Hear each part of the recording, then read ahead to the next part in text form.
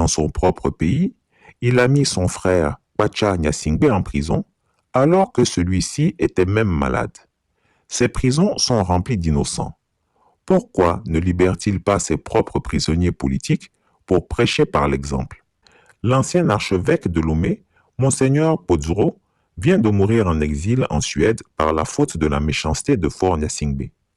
Que font les autres diplomates ouest-africains pour les prisonniers politiques captifs du Togo, du Sénégal, de Côte d'Ivoire, du Bénin, de Guinée-Bissau?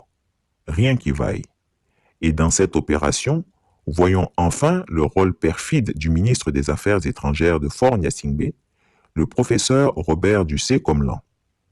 Jamais le président du Togo n'a pris la parole pour dire qu'il est panafricaniste. Il laisse parler son ministre et dit par derrière que de toutes les façons, Robert Dussé est un philosophe, et donc aussi un philosophe, et il le laisse distraire la galerie en profitant ainsi de la fausse réputation de panafricaniste que son ministre essaie de lui forger.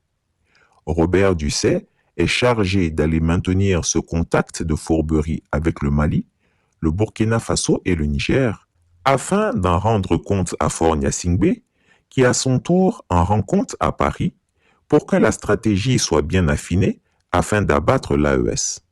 Le rôle de Robert Dussé, c'est de briser le moral des dirigeants de l'AES avant que l'estocade du néocolonialisme français et américain arrive en force. Ce cal vicieux de Dussé n'a d'autre occupation que de noyauter, infiltrer, fragiliser l'AES par de faux conseils et inspirer de mauvaises décisions afin de détricoter le combat des peuples africains contre la France-Afrique.